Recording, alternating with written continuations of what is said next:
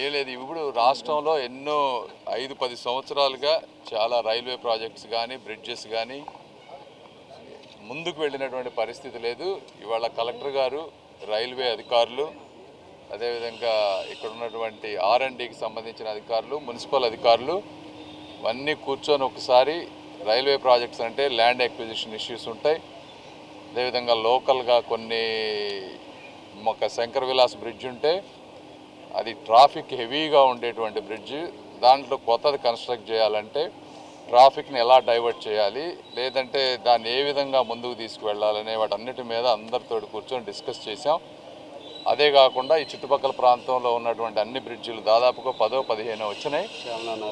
ఒక 1000-2000 కోట్ల రూపాయలకు సంబంధించిన వర్కులు, ఆ ప్రాజెక్టులకు సంబంధించినటువంటి కంప్లీట్ ప్రాజెక్ట్ రిపోర్ట్స్ DPRలు ఏ స్టేజ్లో ఉన్నాయి, ఒకవేళ DPRలు అవ్వకపోతే అవి ఎప్పుడు కంప్లీట్ చేస్తారు, ఒక టైం లైను, కంప్లీట్ అయిన DPRలు ఎక్కడికి వెళ్ళినాయి, సౌత్ సెంటర్లో ఏ పొజిషన్లో ఉన్నాయి, లేకపోతే రైల్వే బోర్డులో ఎక్కడున్నాయి, ఎవరెవరు దీన్ని ఫాలో అప్ చేసుకొని వీటిని ముందుకు తీసుకువెళ్ళాలనే విధంగా అందరం కలిసి మాట్లాడుకొని అందరం ఎవరి వర్క్ వాళ్ళు చేసుకునే విధంగా చేశాం. అందరూ కూడా ఉత్సాహంగా ఉన్నారు చేయడానికి. తప్పనిసరిగా మీ అందరికీ నేను ప్రామిస్ చేసినట్టుగానే సాధ్యమైనంత వరకు ఎక్కడెక్కడ ఎవరెవరిని కలిపి ముందుకెళ్ళి వర్క్ చేయాలో చేసి ఆంధ్ర రాష్ట్రానికి, గుంటూరు జిల్లాకి ముఖ్యంగా సాధ్యమైనన్ని ప్రాజెక్టులు కంప్లీట్ చేసే పని తీసుకుంటాం. Thank you. డెఫినెట్గా మోడీ గారు కానీ, మోదీజీ ఆయన ఎప్పుడు కూడా హార్డ్ వర్క్ ఇవన్నీ చేస్తూ ఉంటారు. ఎక్కడ కరప్షన్ లేకుండా చేయాలని చూస్తారు. కాబట్టి ఆ విధంగానే ముందుకు వెళ్తారని నేను అనుకుంటా ఉన్నాను. ఇదేనమ్మా రోడ్ మ్యాప్ అంటే.